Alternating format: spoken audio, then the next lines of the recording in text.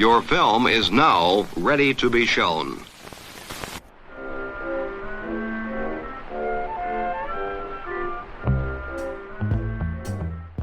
Good morning. I'm Justin Hendricks, editor of Tech Policy Press, a nonprofit media venture intended to provoke new ideas, debate, and discussion at the intersection of technology and democracy. On Tuesday, March 25th, Tech Policy Press hosted a webinar discussion to talk shop with others on the tech and democracy beat. We gathered 7 colleagues from around the world to explore how tech journalists are grappling with the current political moment in the United States and beyond. In this episode, you'll hear my colleague, Ramsha Jahangir, who is associate editor at Tech Policy Press, in discussion with Rina Chandran from Rest of World, Natalia Anteleva from Coda Story, Anupriya Datta from Euractiv, and Anisha Dutta, an award-winning investigative reporter. This discussion delved into the global implications of developments in the U.S. and key lessons from reporting in various political contexts. Questions included, what key narratives are emerging globally from recent shifts in U.S. policy? How is the rise of a tech oligarchy shaping technology coverage outside the U.S.? And what practical lessons can journalists learn from reporting on technology and politics in non-Western contexts? Here's Ramsha. Thanks so much, Justin. It's been a great conversation so far, and we just hope to make it even better with this very fantastic panel I have here. Just to introduce you, we have Natalia Anteleva, editor-in-chief at Coda Story, and we have Rina Chandran, deputy editor, Rest of World, Anisha Dutta, award-winning journalist with a decade of experience covering national Indian politics, and then finally, Anupriya Datta from Euractiv, who's been covering European tech laws. So there's quite a bit to get over today, but I hope to do justice in, 40 minutes that we have. I do encourage folks to keep submitting questions, and we will come to those as relevant. So to start this conversation, a lot that we've been seeing in the US, from institutional capture to attacks on the press and media, as well as blatant politicization and weaponization of democratic institutions, is not new, unfortunately, to a lot of us looking at the developments in the US from outside, be it from global majority countries or also Europe, which is also very much in focus right now for various reasons. So we hope to touch on these different aspects in this conversation. I'm going to start with you, Natalia.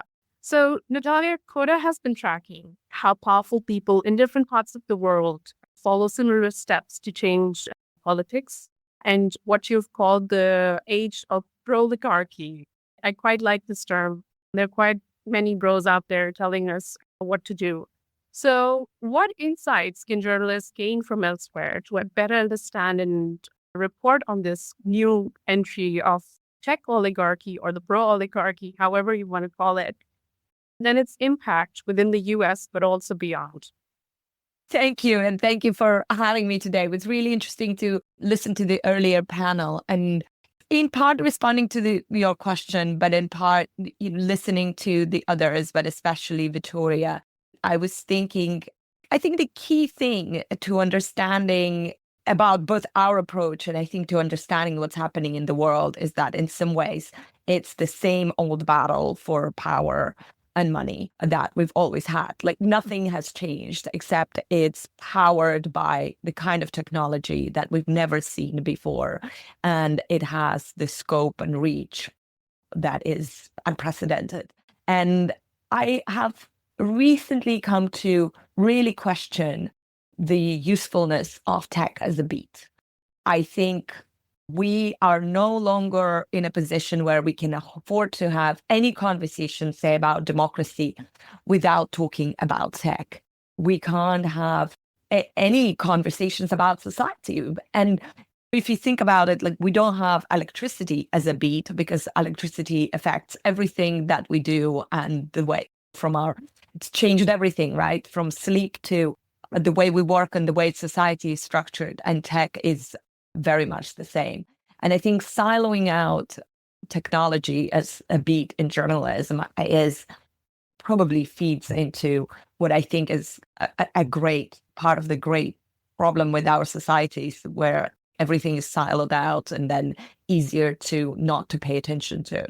And this is obviously by no means to undermine in any way the importance of the work that everyone on this call and the previous part of the session does, quite the opposite. But I think the mainstream, there was a lot of talk about the mainstream media, and I think we would do so much better if technology just became much more part of the core coverage.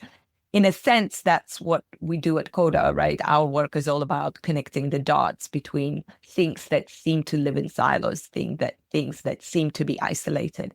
And it was really early on. Coda, we started out as a crowdfunding project back in early 2017. And we started with a proof of concept. We were trying a different approach to both news gathering and story generation. And we started with this pilot project that focused very clearly on the LGBTQ and Russia's war on LGBTQ communities. And at the time, it was well established by the Western media that Russia was just a terrible place to be a gay man or a woman. And no one had explained why. So we were trying to show what is afoot with the Kremlin, like why are they going after it? And it became very quickly apparent the role that the war against LGBTQ was really the war against liberal values and liberal West, that it was spreading very fast through various networks that the Kremlin has built throughout the world. And that technology and tech companies based in Silicon Valley were playing an incredibly important role in all of that, because it also was accompanied by the clampdown on dissent back in Russia. So by connecting the dots between seemingly isolated, there was the LGBTQ issue, and then there was all these other things, but in fact, they were very related. And I think again and again through our reporting, we've seen how tech seems to be, the abuse of technology seems to be a driving force of the authoritarian rise. And it's tied into so much more, into the convenience that it offers, into our unwillingness to give it up, into so many other things. But I think not watching tech and not making tech part of the bigger coverage of everything that's going on is possibly a really big mistake. And I think just very quickly reflecting, and one more thing that Victoria said that I think is really on point and important is just listen to them. That's all we need to do. I recently heard this term wish casting, that apparently like we're all wish casting, and part of wish casting is not listening. But all we need to do to know what they're about to do or what they're planning to do is just to listen to them, because they're incredibly transparent in terms of what it is that is being planned. Rina, turning to you, I think there's also a question already about the global picture of this and selling the global story. So there's a tech story that's now at the forefront, but there's also the global tech story that often gets sidelined in the mainstream. So of course, Rest of World has changed that dynamic and really introduced the global impact in the mainstream. So what's your experience been on that front? And now, given certainly the situation in the US, how can you better tell that story? I think what's been, as Justin and you pointed out, a lot of this is very familiar to those of us who've been covering other countries. I think what's been most problematic is the spate of legislation that governments have introduced, particularly seizing on the opportunity of COVID under the guise of preventing misinformation. There's been a spate of laws from Singapore to India to Indonesia to just about so many countries that introduce laws to supposedly curb misinformation, but have really been used to throttle freedom of speech and expression. And there's been no going back, of course. Singapore, for example, has what's called POFMA, an acronym for their fake news law. And that has been used so often, it's become an adjective. So you can get POFMA'd by the government, and many of the remaining independent media outlets have been POFMA'd. And so has Bloomberg, which is a straightforward report on the real estate market in the country. Bigger outlets can't fight these legislations in court. Even in democracies which have a somewhat independent judiciary, it's really hard. It takes a very long time to fight legislations in court. And the governments are aware of that. we talk about Elon Musk being in government, but in India, Nandan Nilekani, who was the founder of one of the biggest tech companies, Infosys, has been embedded in the government for a long time now.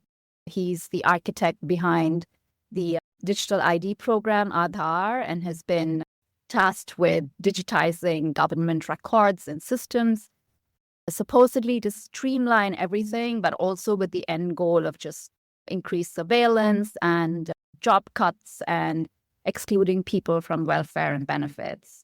And all of this has been accompanied with the complete capitulation of social media platforms, which accede to the government requests on content removal and banning accounts, because these are markets that are big and are still expanding, and they definitely want to be there. India, Brazil, Turkey, South Korea are among the countries with the most number of content removal requests to Google and YouTube. Ironically, X has just sued the Indian government for its what it calls illegal content removal in India just a few days ago. But platforms have just stopped resisting governments. They're completely hand in glove with governments. Sadly, many of these countries don't have a tradition of independent media, but there are a few brave journalists who are trying to set up newsletters and doing independent media. Regional media used to do a better job than the mainstream English language media in many of these countries, but journalists there are at even greater risk. They face threats and harassment constantly. You will all remember Gauri Lankesh, who ran a Kannada language newsletter, and she was killed in 2017 for her reporting. Ironically, some of the journalists who were harassed and hounded in India found an outlet in the US media, like Rana Ayub, who earned the name of the most hated journalist in the world. She had a column in the Washington Post, which I don't think she has anymore. We've seen a complete crumbling of institutions, and the way that people use social media is so different as well, with WhatsApp being this massive way to spread information and misinformation in India. But people are using social media platforms any way they can. There are newsletters that are using WhatsApp as a platform, for example, because that's the way that people communicate. But yeah, the fact that there are these legislations and the fact that social media platforms very much want to be on the right side of these governments doesn't bode very well. I think that's a good segue to Anupriya, Europe, with tech companies taking a very different stance now. And of course, there's this big question, will Europe hold its ground and enforce its tech rule books on social media, competition, and AI? So what are some of the narratives that you're witnessing from Brussels, and what are the implications of this recent shift on tech regulation? Thanks for that. In Brussels, of course, we have passed 3 very important legislations on tech recently, which includes the Digital Services Act that moderates content and all social media platforms to remove what is seen as illegal content. There's the Digital Markets Act, which is a competition law instrument used against very big platforms that are seen as gatekeepers.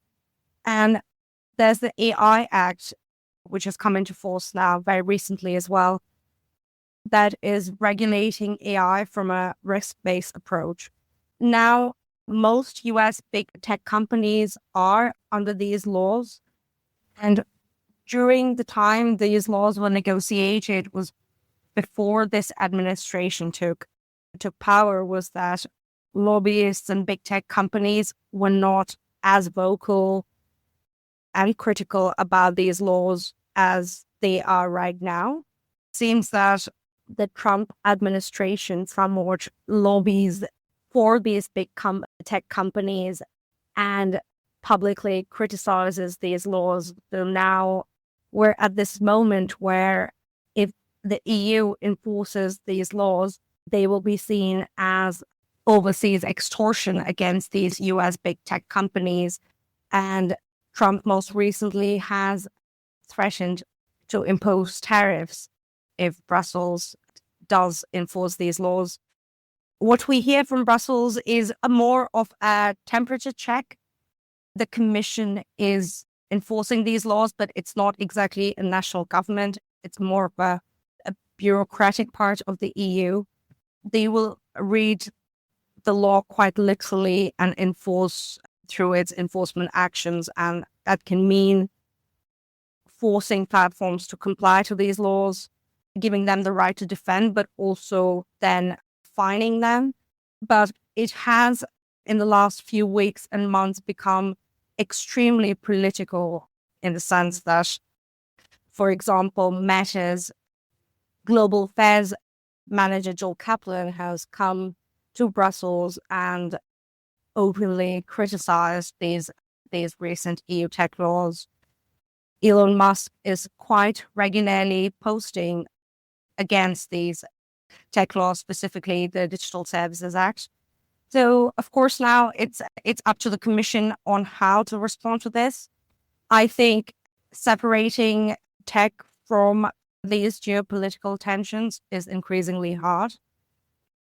But I think at the same time, what we see is that the Commission is trying to keep a bit more of a analytical and a legal approach rather than responding more severely, at least within the tech space. Otherwise, if a decision against X or Meta is taken politically, then it'll just go through years of litigation and we'll never actually see the effects of these laws. So indeed, it's an interesting space. I echo the previous panelist who said that it's really hard to see tech in a silos right now. It's definitely a very political topic at the moment, but for reporters in Brussels, it's also a challenge on how to explain facts to people also outside Brussels about tech laws, how they work here, and how it's not seen as a weaponization against US big tech companies, as certain senators in the US have recently stated. And so that's also an interesting exercise. I think the US administration is definitely moving very quickly. That's not the case in the EU. I think the EU is trying to move in the same pace as it did before and not get influenced by the very dynamic nature of US politics at the moment. But yeah, it's going to be interesting few years ahead for us on tech. So, Anisha, turning to you, a lot of what we're talking about is already happened in India. A couple of examples Rina's pointed to, and you've covered those extensively, like why technology is a political story. And you've done a recent investigation on Modi's battle to control the democracy narrative. And quoting from that, I think is very fitting here, that a democracy that claims strength but cannot tolerate scrutiny. I think that's really a powerful quote that sums up what we're discussing today. So what are specific political tactics from Modi's playbook that resonate with current trends of US politics and elsewhere? Thanks, Ramsha. And yeah, of course, we see a lot of parallels between what happened in India and what's happening in the case of US right now with the second Trump administration. I think it's very important to note, like in the case of India, democratic erosion didn't happen overnight. It was a slow, strategic process that began with controlling the flow of information, controlling media, and using federal agencies like the Modi government did. So very early on, the Modi government realized that it can use federal agencies to go after critics, to go after the media, to go after independent media, and also through corporate takeovers. For example, the case of NDTV, which was seen as one of the last remaining bastions of independent journalism in Indian television, TV news, sorry. And we see something similar happening with the kind of remarks that Jeff Bezos has made regarding the editorial in Washington Post, or the fact that the Trump administration wanted to control its White House press correspondence pool by sidelining AP and platforming more non-traditional pro-government voices, more right-wing outlets, podcasters, influencers, that sort of thing. And in India, we saw part of my investigation was an official policy document by the government that said we need to deploy cabinet ministers to see how we can control information, put more pro-government voices out there, have influencers interview the prime minister, stuff like that. And Mr. Trump has only been giving interviews to Fox News. He's gone after traditional media. He's been very critical of it. Even today, the news in Atlantic over the Signal Gate, now that it's being called, Trump's first reaction was to criticize the Atlantic. In India, the government did go after media quite strategically. And what happened as a subsequent reaction was that more and more journalists look towards independent media, digital outlets, websites, stuff like that. And as Rina mentioned, the government found a way of even going after digital platforms, targeting through legislations any content that it deemed critical against the nation's interest. So yeah, I do see some similar patterns emerging with what's happening in the US. Thanks so much. And Natalia, a couple of questions have come already. One was obviously an advice for young tech journalists entering the field at this time. Second is a question about journalists fighting disinformation. What are key tactics they could use for evading censorship? Both are really big questions. I think completely relate to everything that everyone else is saying. And I think Rina was talking about everything right now in the US feeling incredibly familiar to those of us who have either grown up or worked in other authoritarian contexts. Very distinct feeling that we've seen the movie before, but I think it's also important to remember that we don't know how it ends. America is different and the dynamics are different. The caveat is, of course, the authoritarianism has spread very successfully in very different contexts. Having said all of it, and yes, it's unbelievable. I am in the US at the moment, and it's unbelievable that now flying into the country, I would have to do the same things I used to do flying into Iran or Uzbekistan or Burma, wipe the phone and take all those precautions. It's a bizarre world we suddenly live in. But I think it does make me perhaps naively optimistic about the need for journalism and for quality journalism. And again, in the first part of the session, many people talked about the growth of audience and people coming to smaller players like, I think most people in this call, like Wired excluded, but even Wired is not a huge publication compared to the old gatekeepers and old giants.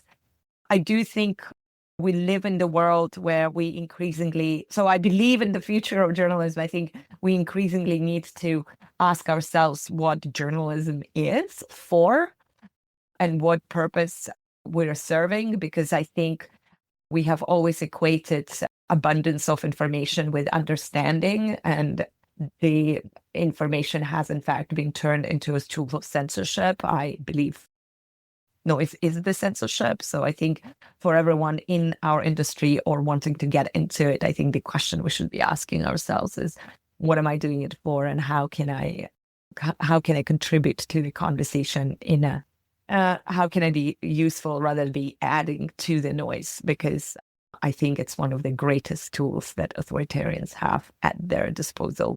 They have weaponized information and media very successfully, almost against itself, just the way they weaponized elections. Isn't easy, but I think it's also it's like the Chinese curse, where we live in interesting times. Thanks so much. One question that I have, and maybe I can start with you, Rina, is what are the stories that you're paying attention to right now in the midst of all of this?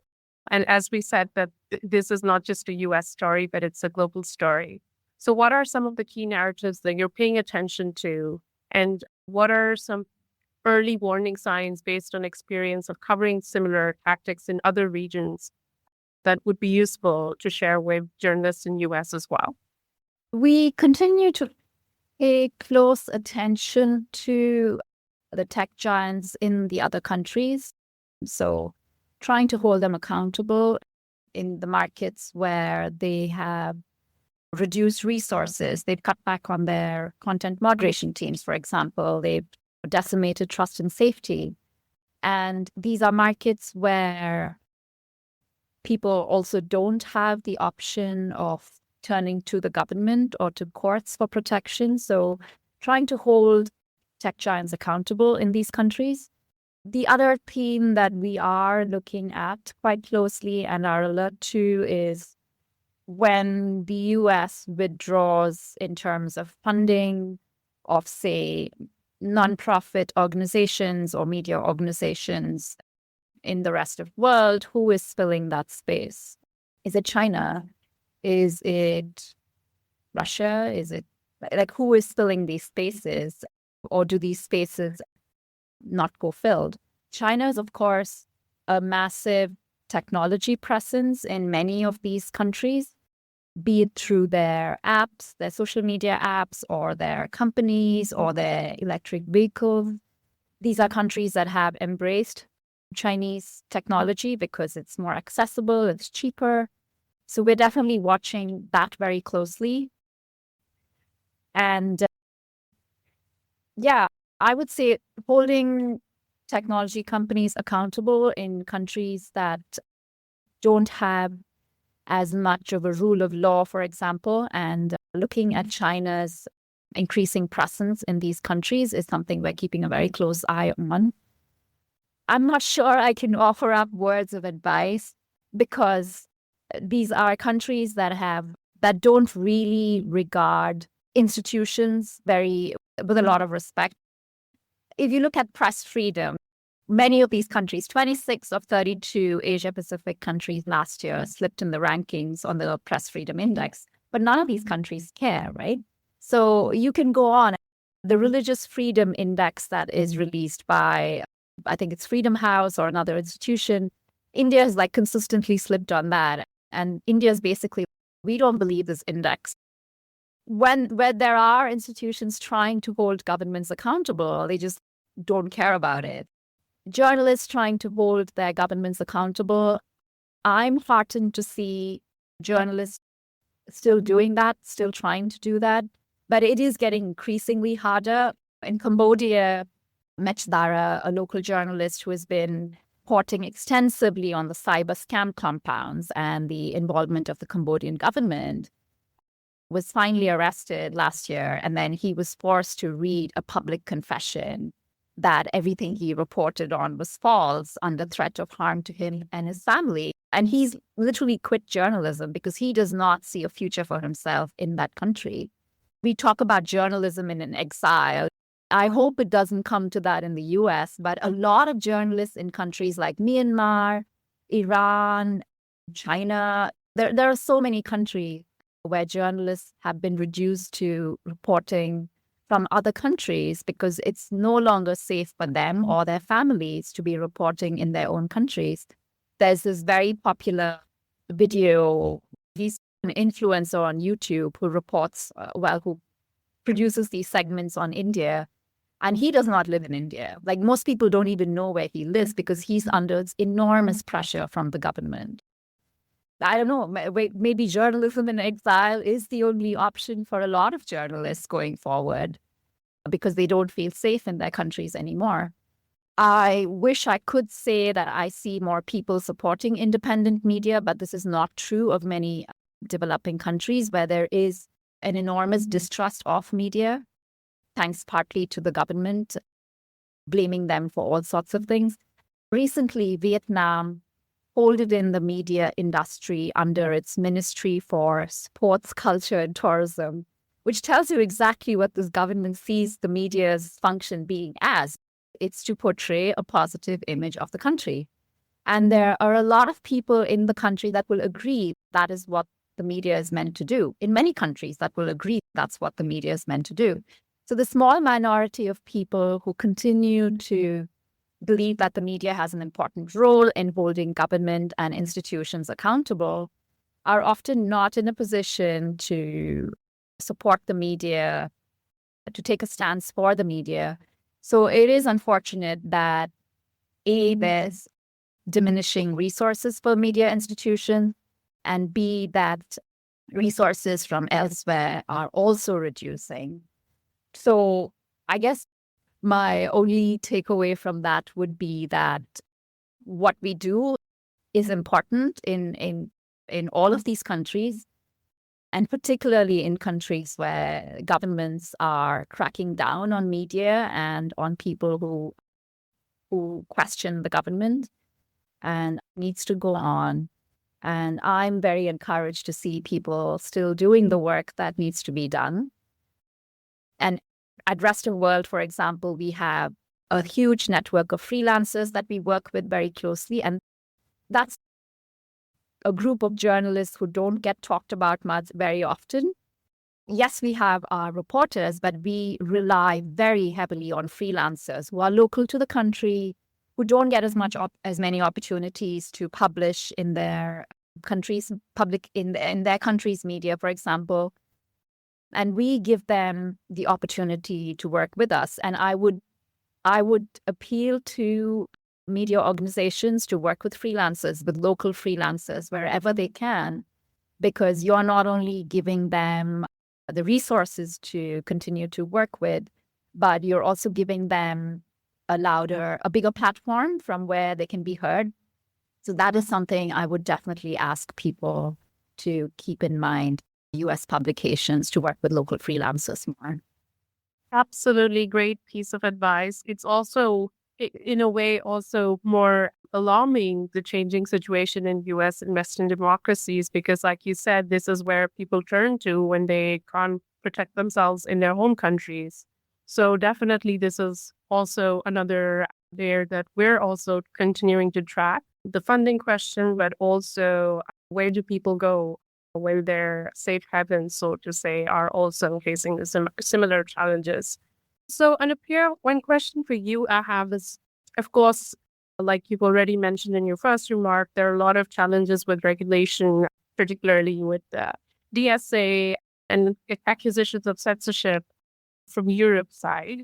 What are some challenges that you face as a tech reporter when there's a lot of misinterpretation of European laws, not just internationally, but also within Europe?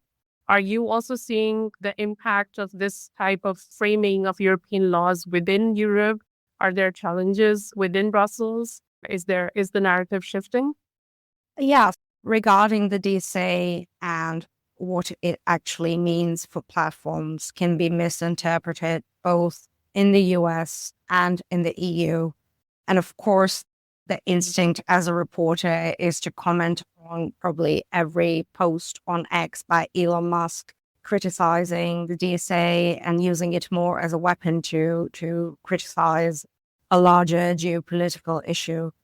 And it has been used increasingly by mostly the far right in Brussels and seen more as a debate for and against free speech.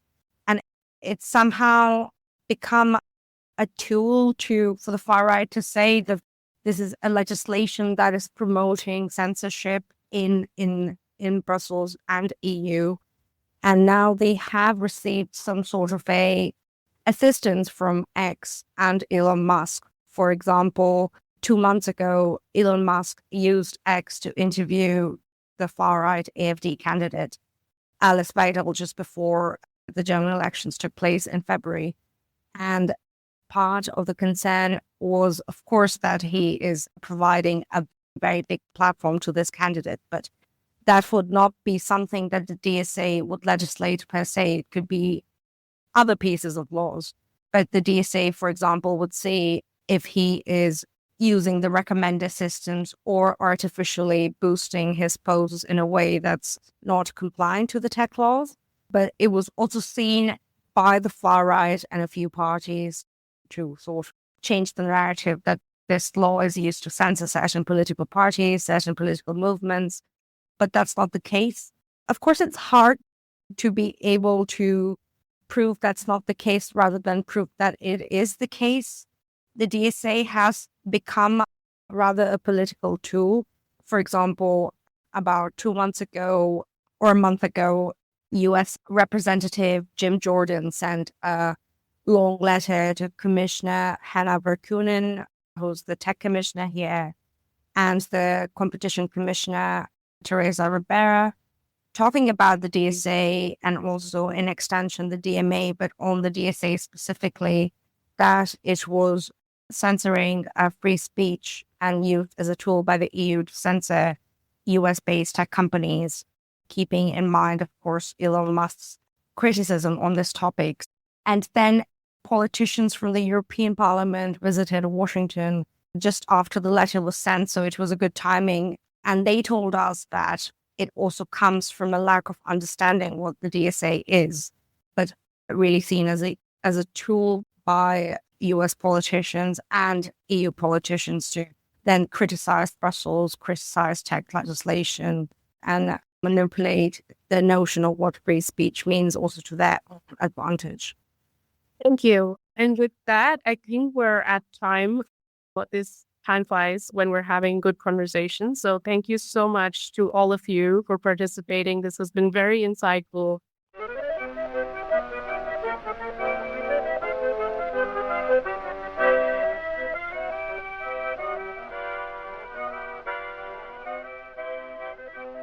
That's it for this episode. I hope you'll send your feedback. You could write to me at justin@techpolicy.press.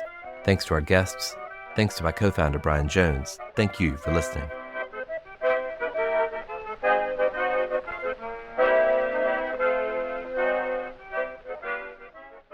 Tech Policy Press.